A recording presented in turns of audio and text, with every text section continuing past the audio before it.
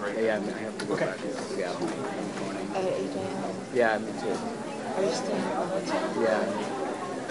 My flight is at 8, yeah. Yeah, my flight is at 8 too. So Okay. I rented a cab for 5:30 a.m. Okay. Good. Which airline? Mine is Alaska. I'm Delta. I think I'm traveling to two people to different airlines. Fine. I'm gonna ask. Double check just in case. And it's 5:30 because I think because of the snow? Or, okay. Yeah, I'm gonna ask in the hotel. They told me I have to leave around 5:45, so I told them to get a cab for 5:30. Oh, they told you at 5 to leave because it can take more time to get there. And the security. Okay. Gonna tell them.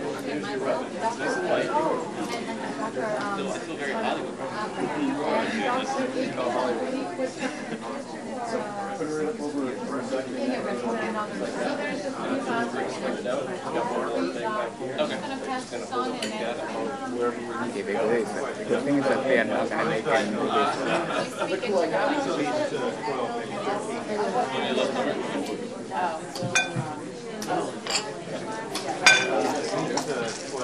So how long is your flight until? If everything goes right, I'll arrive at Rochester around 12:15 local. Oh. 4 hours. That's fine. Just like I know. But if they delay the flight, I'm gonna miss my flight to Rochester. I probably won't make it until 4. You have to make a stop somewhere. Oh, that's fine. I thought it was a direct flight. I have a 25 minutes in Minneapolis. Oh, okay. Is yours a direct flight? Yeah. It's 5 hours, 7.5.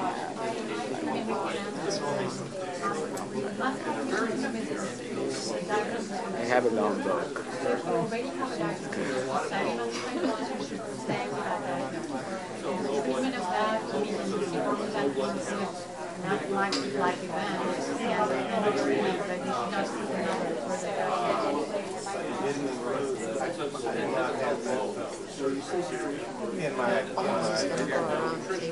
Yeah, I'm gonna tell him that not to take one.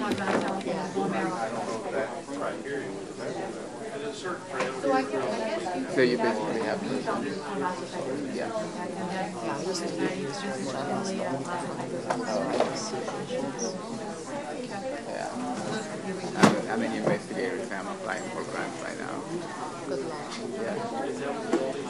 That's the only thing I guess my question is going to probably go along the same for lines. same patients, time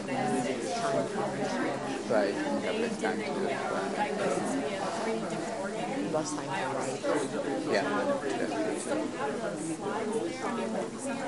Is it bad in the Mayo Clinic right now? The people who are 100% are fine. The physicians are starting to lose their funding because they keep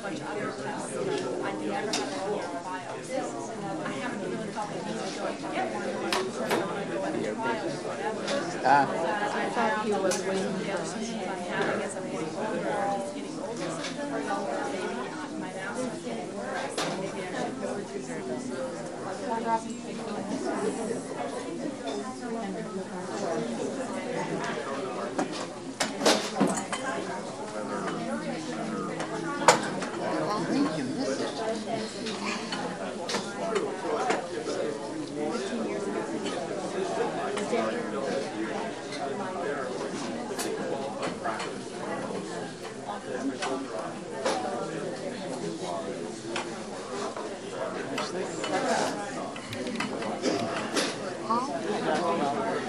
I didn't realize this was approved by just like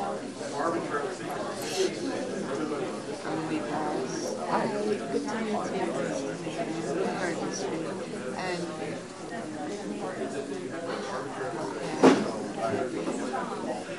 we've sort of 4 years. Here's the question. I'm 54.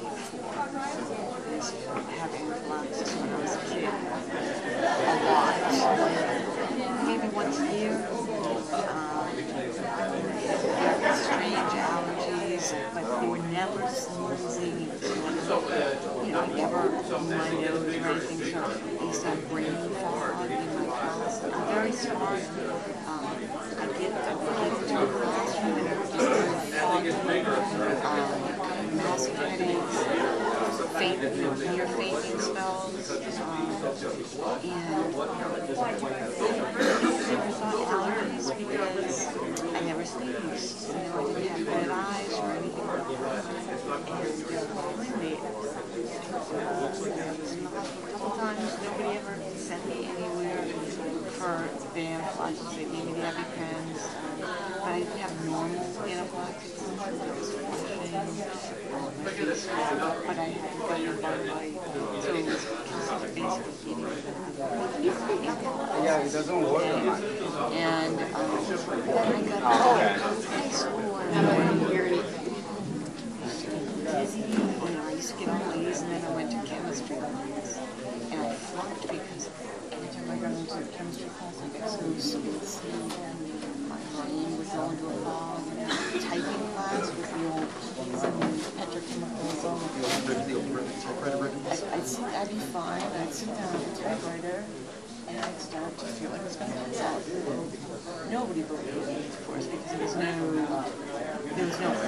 normal symptoms, and I'd get outside and get fresh air, and I'd be fine. And it was like, oh, I just got to have willpower. I just got to, you know, I'm getting dizzy spells and fainting, getting flushed because I don't have willpower, which is what everybody would tell me. So I flunked typing, I flunked chemistry class, even though everybody else did it. Went to college, became a photographer, myself, very successful. I had started working with the chemicals when I was 15 in the dark room, and then I worked for EPI, and I had chemicals all over the place. And I started having breathing attacks where my throat would close and my chest would clamp up, and nobody ever put it together with the fact that I was working. No mask, no ventilation. In those days, they didn't protect you with anything when you worked with the dark room chemicals, and so you get sicker and sicker and sicker until,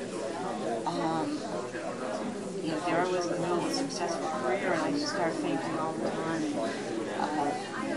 Friends would have to drive me to work. I didn't want anybody to know this was happening to me. I didn't want to lose my job as a newspaper photographer.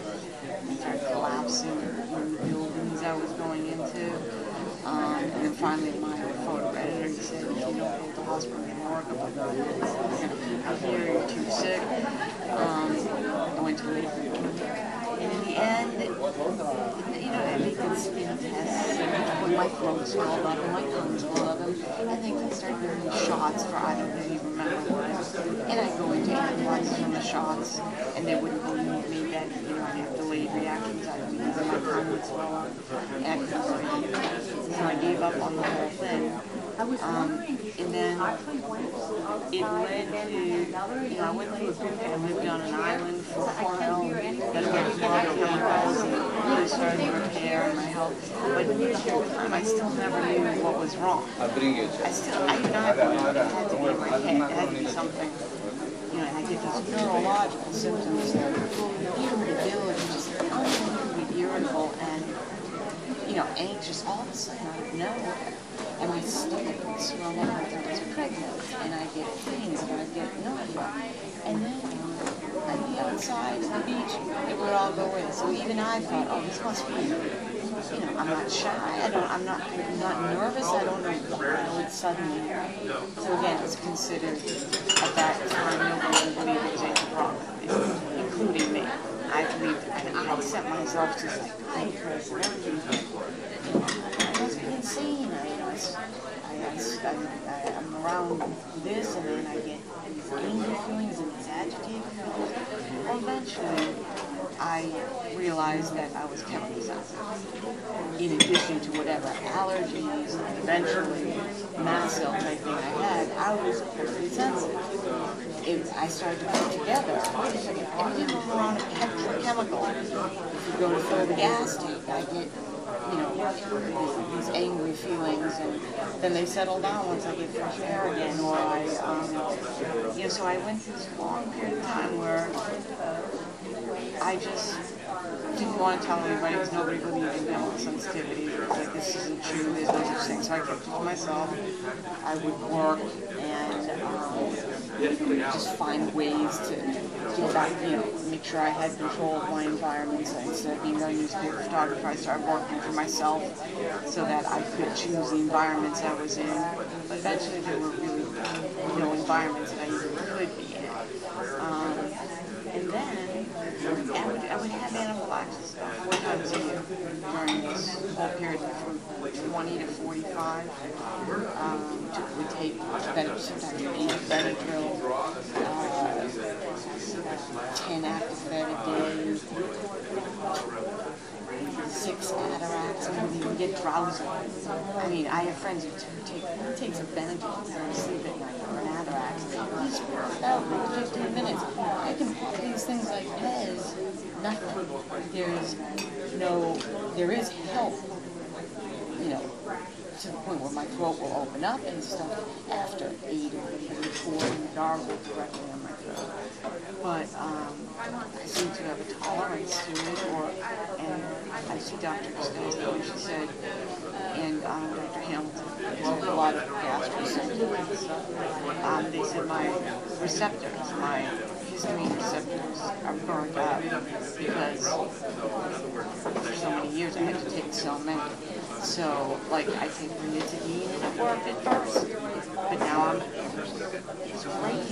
It brought my stomach down. Now I have to take 3. How many ranitidine are you even allowed to take a day?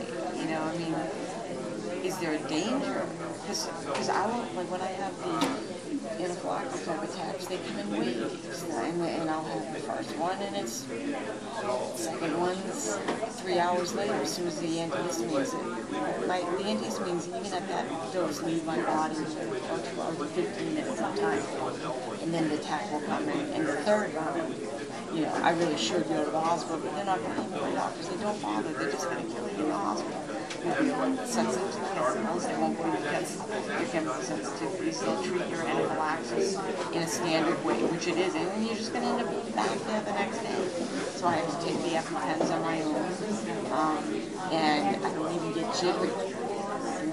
That's how much, whatever it is, I'm counteracting. Most people, when they take EpiPens, they get jittery after and stuff. And I get this great sense of relief. The stomach goes down, and the food goes down. But it just is repetitive. So my question really is, why do I adapt to these medications? So have you had any study for pediatricians? Yeah, when she first did it, the histamine was like outrageously high. In the urine? In the urine, yeah. Okay.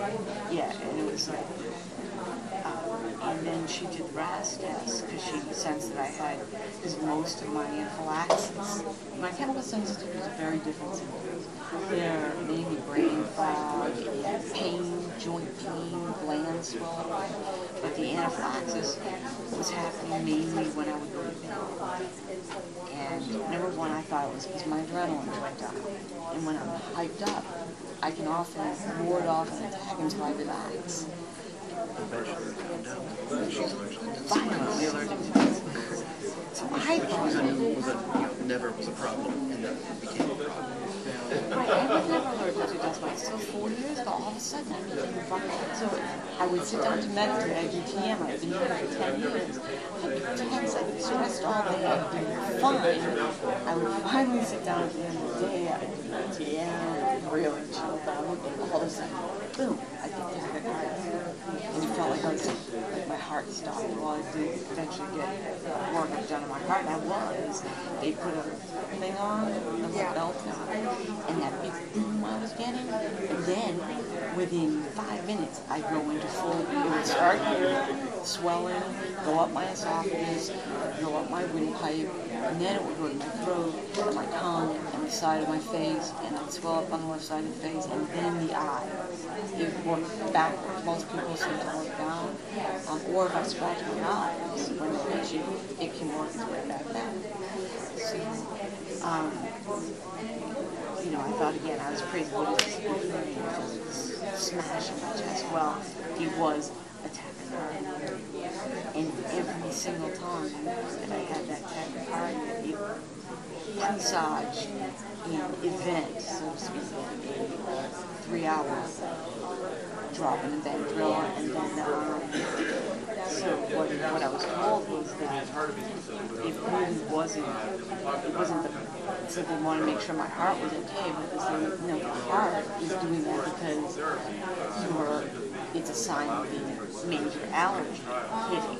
Like histamine was releasing it, and I did giant swelling in my legs, and they looked like elephant type, big disgusting. You know, I'm there with it, and my muscles show, and you can see it as it you can watch it. If I'm in a toxic place, you can watch the swelling that I get.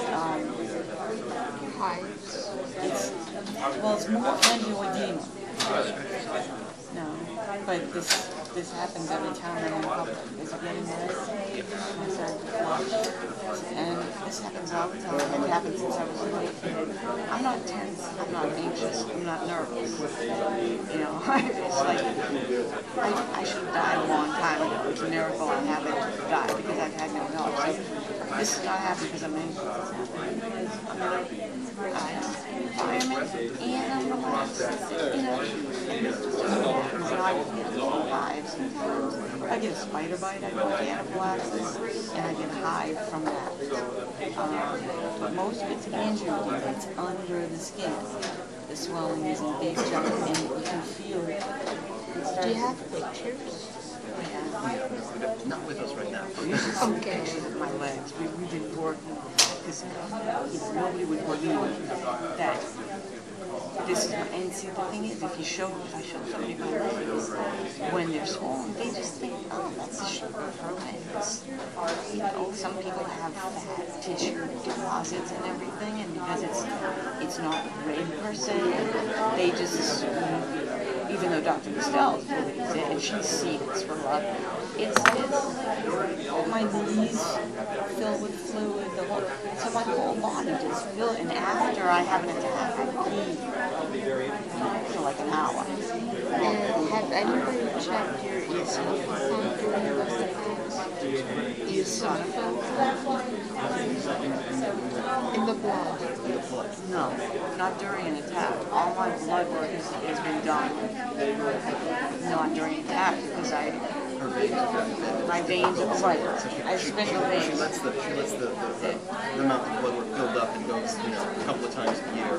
Right, because my veins collapse, and I've gone 20 times to try and get work done during an attack or something, and they can't get the blood. So it's like, I feel bad enough and sick enough. I'm not going to keep doing this to myself. So no one's been able to get blood work during an actual event.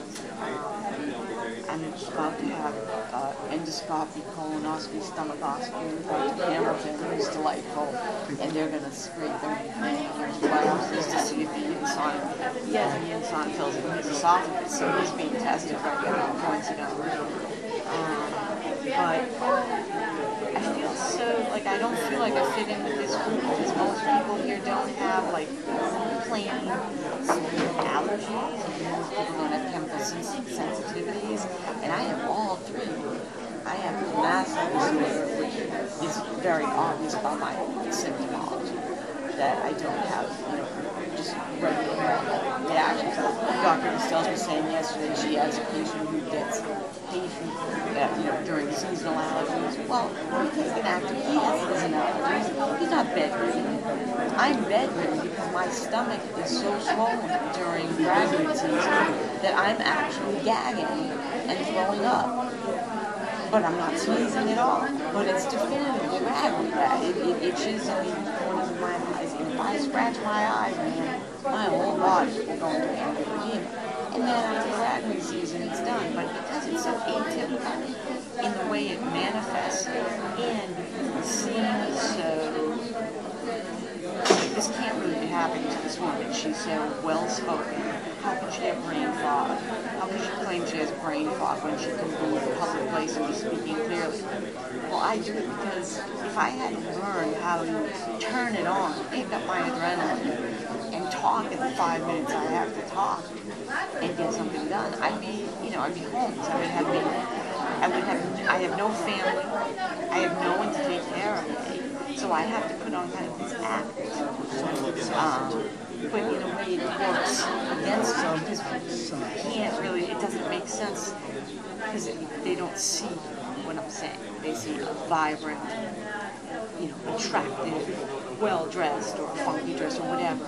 This person can't really have brain fog and still figure out how to connect with the right people or how to make the right phone calls or do these photographs and have photography shows. But he does my shows now. I can't do them. I don't go anymore. She does manage to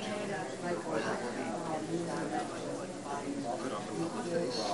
Is this what you're seeing right now? Oh man, he's gonna pay for it for 48 hours. My irritation, I'm gonna be, storming around my legs are gonna be swollen up. I'm gonna be agitated, irritated. I was sitting waiting for an hour. I was like this. Really, I was like this. He's like, when you want to go home? I'm like, I don't know. I said, I'm not going to be able to talk to anyone. Maybe we should just go home. I'm not going to be able to talk to anyone. He said, I know you'll pull it together. You always do. And I'm pulling it together to talk to you because I need help.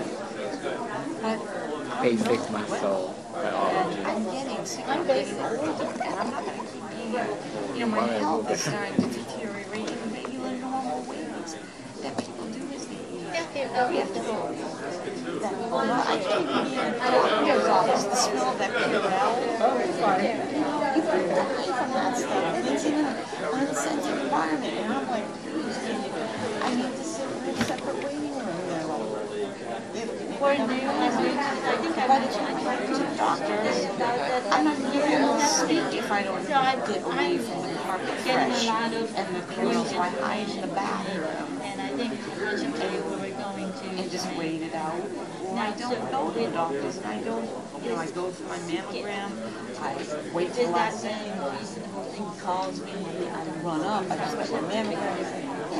Some people, the kids are okay with it, but for the most part, and this doctors really believe me, they're really on my side, but guys are all the best. There's no appointments. That's an appointment to do the RAS. The skin test for the rag for 4 months. And she doesn't want me to do it with another doctor who doesn't know me because she's afraid that I'll go into antibiotics and won't know how to treat me. They'll send me to the emergency room. But she does not want me to go because she knows it won't understand the chemical sensitivity. They won't understand the mast cell. And they won't even understand the allergic responses because she knows that. No, this was Mastocytosis was when she was waiting for the test, she did. When I first went to Dr. Costello, I never had heard of Mastocytosis or Mast Cell disorder. I told her what I had. She looked at my chest. She's like, was that there this morning? She's scratching me. She goes, well, because recently he had I said, I think it's about time I go to the plain allergy test or something. Because I was always just dealing with the chemical sensitivity. and so he I said, because I can't read anymore. and she's like, and so he was being treated for ITU. And then things started. Okay, That's fine. That's fine. Just want to point to that. Just want to bring out. When she said, I need to do some tests. I think you might have this very serious disease, and I know that there's very serious ramifications if you do.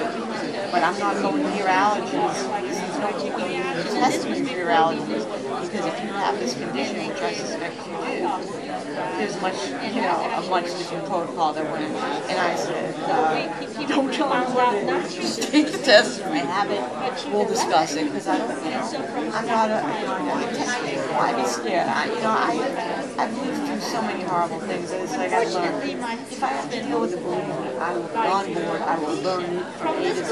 I'll take care of it. In the meantime, just take the test.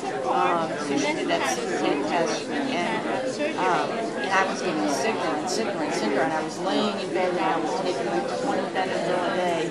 And Dr. Schrank at the time, this is my doctor, and they were saying, just hold on, take your EpiPens, hold on, don't go to the hospital, it will make me sicker. And I'm like, there was one point, I almost called and call Dr. Schrank and Dr. Mastocytosis, and said, don't. You're not, take your EpiPens, you will have more chance of dying if you go to the hospital. Just wait for the test. So she calls me in the middle of it, like 11 o'clock at night. Congratulations. You don't have a mutation. You don't have a mutation. You died anymore. I don't know what mutation.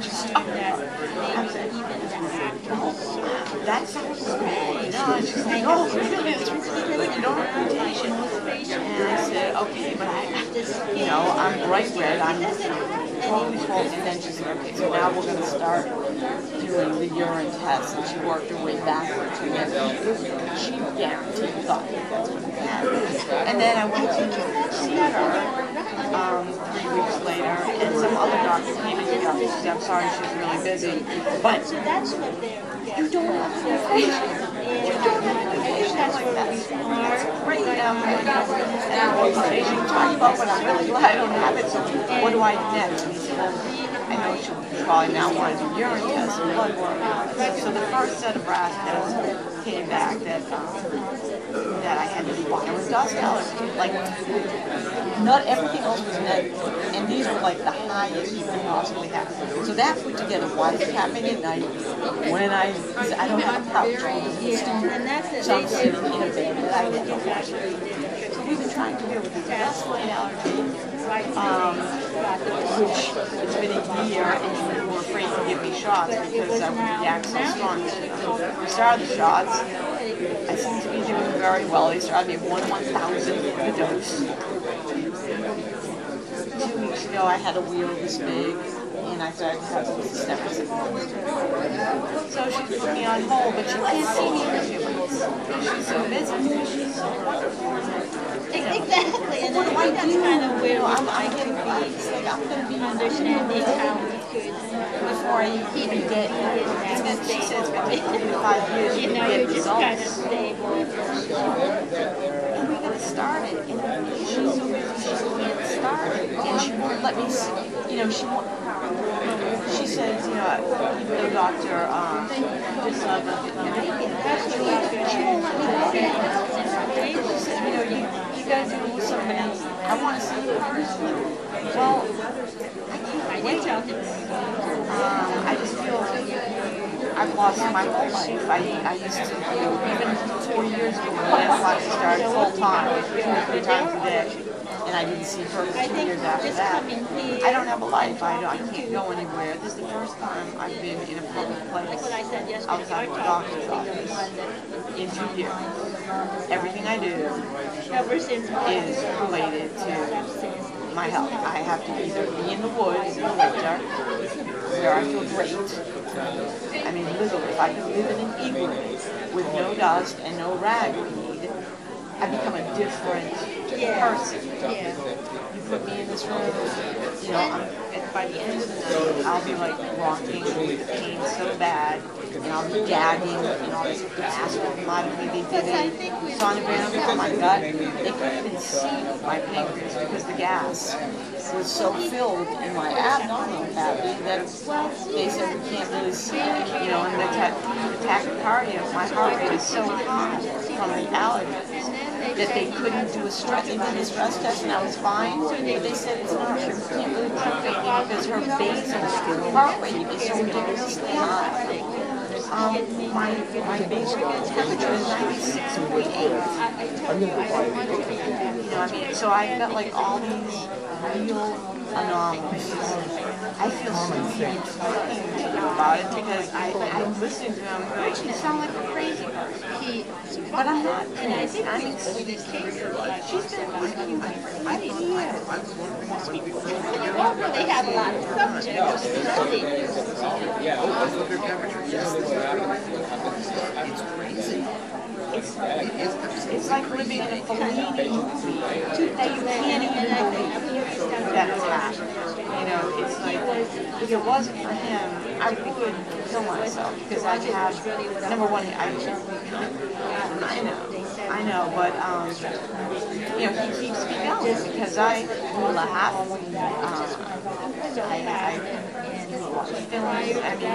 I just want to remind you that we're about halfway through our session, so if anybody would like to switch to another group or take advantage of another opportunity to speak to different physicians, you should think about moving now. The patient can sign, I want to So I sign. just wasn't done anything I said. Okay, so right now I'm on Simulator. I'm on Labetalol, 100 milligrams 3 times a day. I'm on thyroid, which I know my thyroid's low, and I need to see a thyroid specialist because it's on the low end of normal. And I know I've been taking my thyroid for years without my thyroid. My fingers, nails became brittle. I know my body. I went, sure enough, it went from being on the high end of normal with my armor to now it's the low end of normal. So Dr. Stell, you should trust me, even though my primary care wouldn't up it because most people don't consider that low. Double the dose. My fingernails stopped breaking off. My skin became smooth again. I know it's still on the low side because I'm not back to where I was. So I think I need a thyroid. I had a thyroid cyst that they thought was cancer when I was younger. And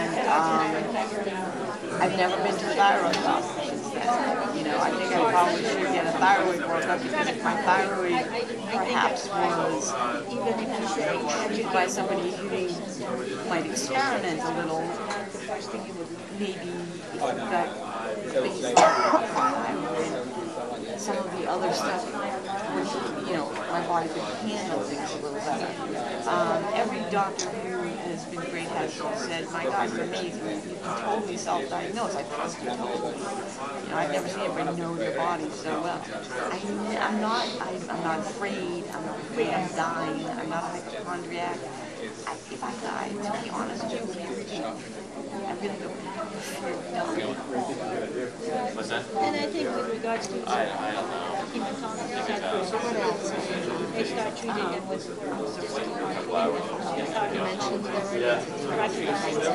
you have Right. to Yeah, my wife she just left my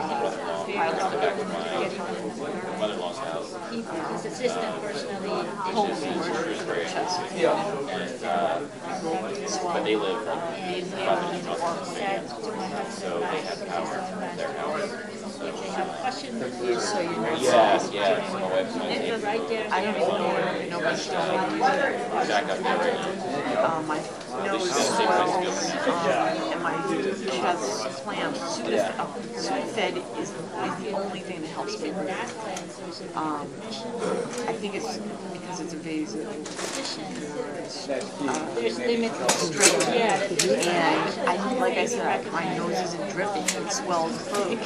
This swells through, that's why the bronchial dilator doesn't help me. head and not even shaking. It's ridiculous.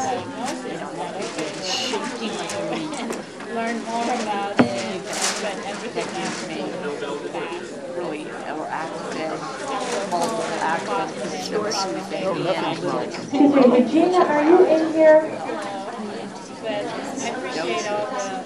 So, you know, it's obvious that, you know, the injury, even that I'm weak, you know, I'm just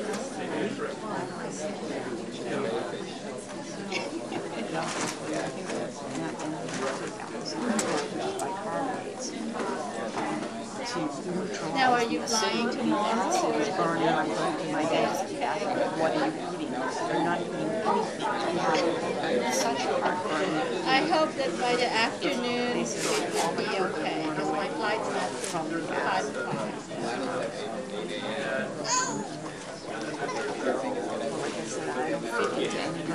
Oh, I don't know. What do I I don't think anybody here fits into anything. Everybody, 240 people, and they're all different. Everybody's got something different. Something similar to that. This and that. I'm absolutely overwhelmed by this. I'm very new to this whole thing. And I have a very simple question. They talk about symptoms and they say flushing. Well, I don't think that's what I have. I have sweats. I mean, like, not postmenopausal. You know, I've been through that years ago, and I've taken hormones and all that. But night sweats, soaking the pillow. Does anybody else have mastocytosis experience night sweats? Yeah, those are some of what we call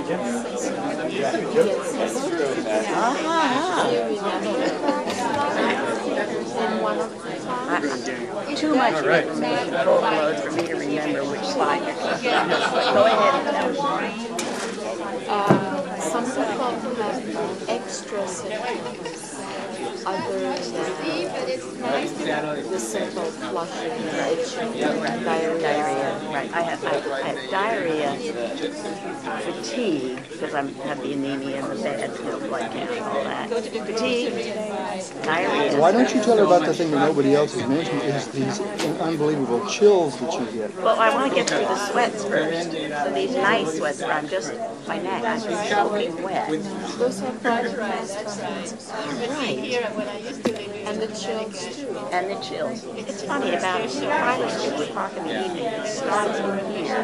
Not the normal, the air conditioner. Air conditioner is low. It's an internal thing like this, chill. And then, you know, I'll just sort of go through it. And but that's part of it too, the chills and the sweats. Different than when you went through menopause? Yes, yes. Is It's a different kind, different. Do you have like allergies?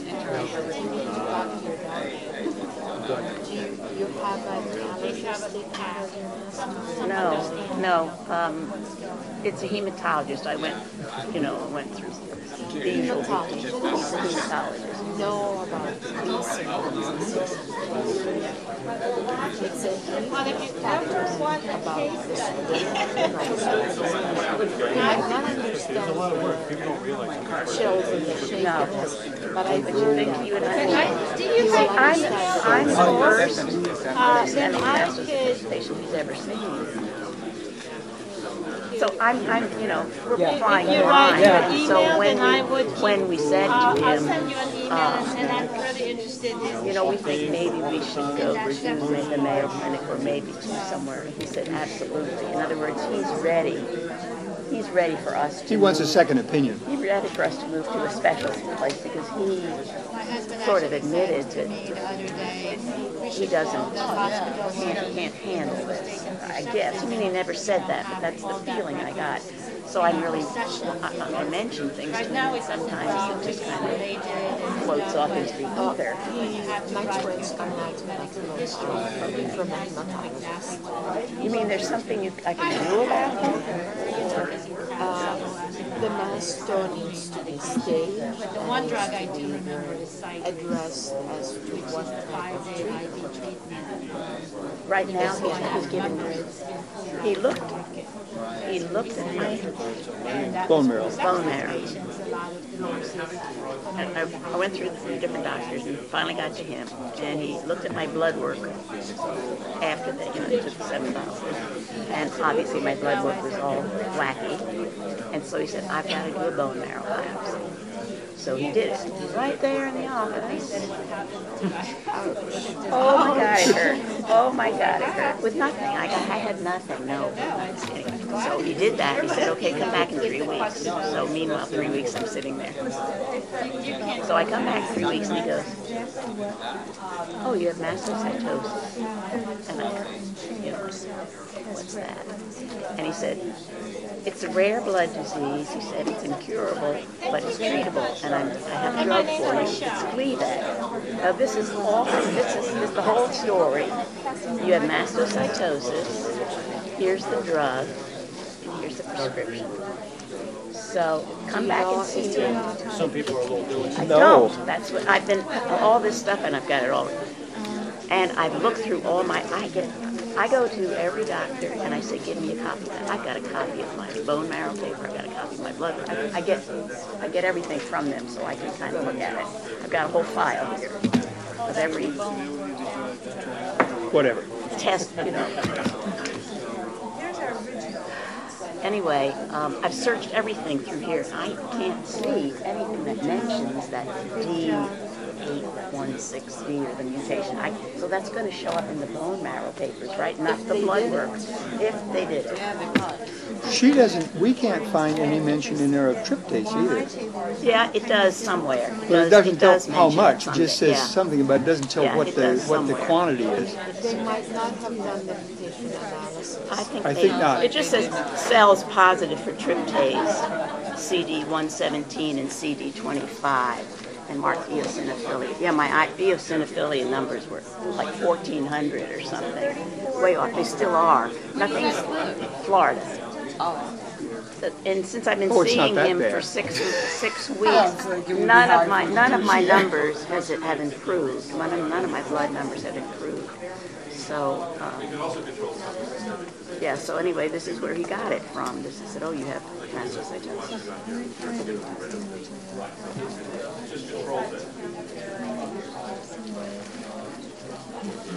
Yeah, I don't think they did it. They would mention that it would be negative. And for them to do it, he would need to have ordered it first. And if he did the bone marrow biopsy, like thinking about it, He didn't order that. Okay. Or whoever. Yeah. Well, we told him that we were going to move on, and he said, "Wonderful. I will manage you from here." He said, "I will get whatever they need. Slides. He will get the slides from this, so I can carry them. I guess you carry them with you when we come up to see you folks." And are you here? Are you? No. I'm in Minnesota. You're in Minnesota. I'm from Iowa, so I said, well, when they discovered we had, I said, okay, we got to go to Rochester. And then we discovered they were going to have this conference. Yeah, let's go to the conference first and see because we had no idea what we were getting into. Still don't. I mean, Still I'm don't, all, yeah. But I think now we'll come up. This is much easier for us to get to here in Boston. Yeah, we can just go straight, non-stop to Boston. Both Dr. Aiken and Yeah, so we understand. So, But my understanding is we're going to have to do the bone marrow again and the blood tests again and everything just to make sure. yeah. and ask them if they can do it sedated. I'm really, I don't know I'm if they very, do it sedated here. I have very high tolerance for pain. I think I always have had a very high tolerance for pain. I didn't jump off the table and smack him in the face when he did this. I wanted to, I wanted to. I think I didn't curse at him, but I think I said, but just get in there and core the old apple. No, I just. At any rate, Anyway, it doesn't look like they that did part those doesn't tests. bother me. That part doesn't bother me. I'll stand it again. You know, I'll do another one if I can get more answers. But Well, I do it at a yeah.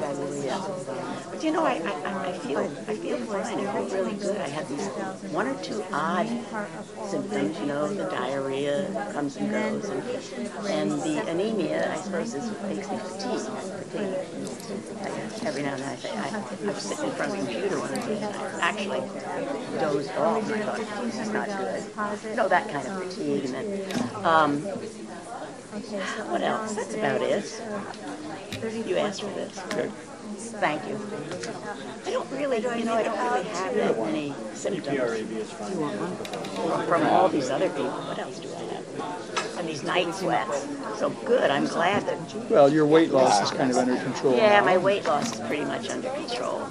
That was it. Yeah, he was concerned at first about my weight loss because that was just when I first, you know, I lost my appetite. I really couldn't eat. I could eat during the day, but at dinner time I didn't want to eat anything. It was just all coming together. It was just The drug seems to have helped a lot. I mean, you're not really. Yeah, but you said you're feeling better. Yeah, I never felt really Today. awful. I never felt really that awful. I was just fatigued and I had the diarrhea. And then I started losing weight, but I was pretty well stabilized now. So I control my appetite, make sure that I eat several, you know, but no, everybody I've talked to, all the medical people here have told me, Gleevec, you're taking Gleevec. Oh, that's right. You shouldn't. Unless you know what you're... Unless you know that you've got this mutation, you shouldn't take it. And also, she started me out very low, I suppose, hoping I wouldn't have an adverse reaction. I guess you start people on low doses to see how they tolerate. I mean, 100 milligrams, and he upped me to 200 milligrams. And everybody here says, we take 800 milligrams a day. And I'm thinking, what are we doing wrong here? Anyway, we're just feeling our way, and he kind of is too, I guess, because you don't see that many, I guess, and nobody. And this is a big hematology oncology clinic in Winter Park, Florida. It's not, you know, some out of the way place. There's not that many doctors. Yes. But it's very rare. It's very rare. Yeah, that's why he went to Mastocytosis. So Is there a support that comes, you know? There's none. None in Florida at all. There's some in the South, general South. You know, to find doctors closer to you, you might be able to take a drive and get your kits. I'm sure if he knew any, he would tell me, but I assume, but no. I've looked. You know, the minute I got this diagnosis, I went online and did research as much as I could do. That's how I found this place and joined the society right away. Yeah, you did. Just joined the society right away and then found out about this meeting. Does your insurance cover you to go out of Florida? That we're hoping will happen. He's talked to them. Our medical insurance will cover Brigham and Women's Hospital treatment, but they won't just give you a blanket doctor. You have to ask for a specific doctor, and we didn't know who the specific doctor was. They have, however, they're picking up the tab for this medicine, except for a copay, and this medicine is when they first told me about it. So it costs $1,000. Yeah. Well, this would be that much or more. I mean, when they first took me into the little office in the hematology center, it's the financial center. They said, "Here, fill out this form if you need financial aid. You take this medicine." Nobody's going to give us financial aid. But Novartis, who makes the drug, apparently would help you if you couldn't afford the drug. So we contacted our insurance company, and they said, "Yes, we will cover the cost of this with the copay for, I don't know, a tier. You got a lot of $15 a month, which is nothing compared to, I mean, something wonderful. I mean, it's like, thank you. I think we really were lucky because we had been going to doctors for about 3 months, And this guy just not just a said, I think I'll take I think that we should have a bone marrow. And if he hadn't done that, if he just looked at the ordinary blood thing and didn't have the bone, we'd still be looking at that. Absolutely. I mean, they said this thing last yesterday, most people go 9 years before running across something. And think of doing that test. So you're way ahead of the game to have found something. Yeah, we started out with just the GP because I was feeling, wasn't feeling got something right. to go for. You know, you got to get a doctor up at Brigham and Women's, and you know, you've got insurance that's going to cover it when you get a referral. Hope so. And your doctor believes it and is going to refer you. Absolutely. So you're way ahead of the game. You should feel really pleased about that. Yeah, no, I don't mean to denigrate this doctor. I think He's very honest, and in saying, yes, go for it. So you've gotten much sicker over years with nobody diagnosing anything that was going on. But out of the blue, isn't it? Well, thank you very much for your help. Thank you.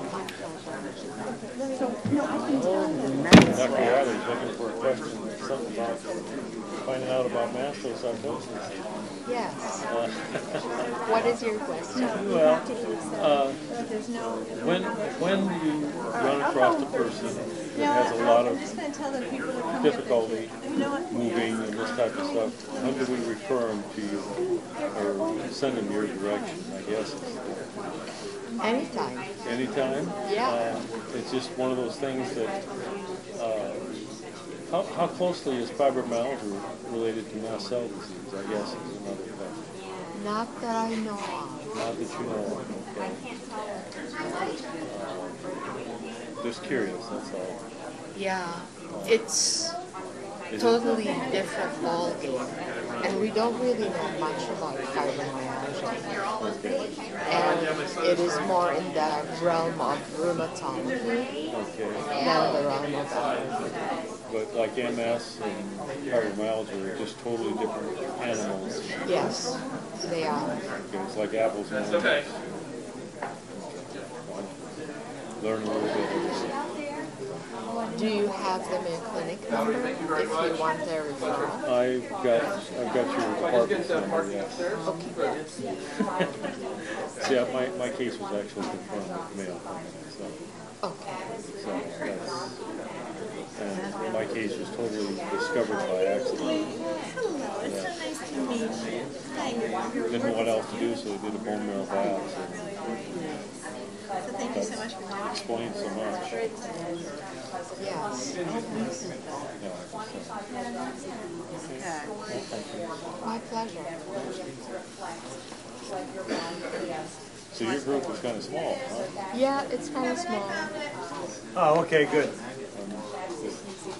Well, you're welcome to join us. Okay. So any ideas? You're on the right track. And you have, I'm assuming, the dust mite avoidance measures, the encasements in the hot water. $30,000 in debt from having to transform everything, yeah, but still, I have to change my sheets every other night. That's how sensitive. Every other night. We'll be finishing in about 5 minutes, so if you finish asking your questions.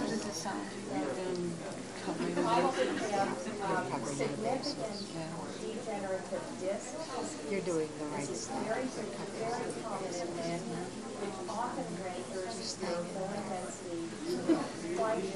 It's easy for me to say.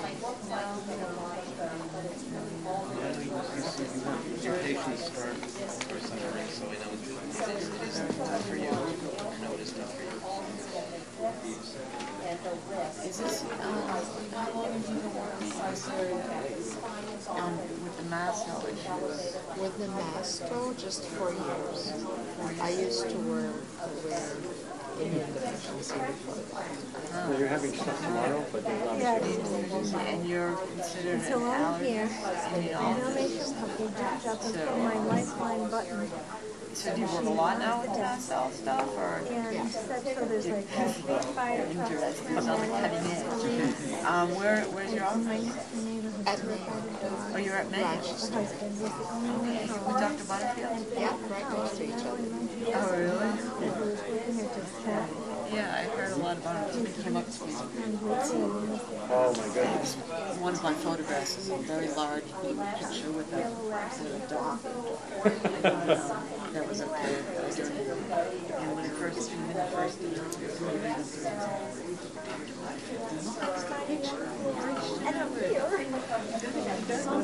I haven't introduced myself yet. But so I just read the little blurb on I was just asking you, where is it? Oh man. It's in Rochester, Minnesota. Minnesota? Oh, not New York.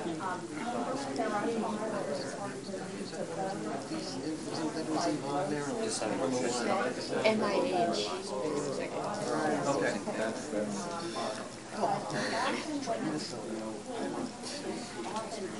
So I should give you other side of a small picture. Surprise. Yes, you'll be surprised.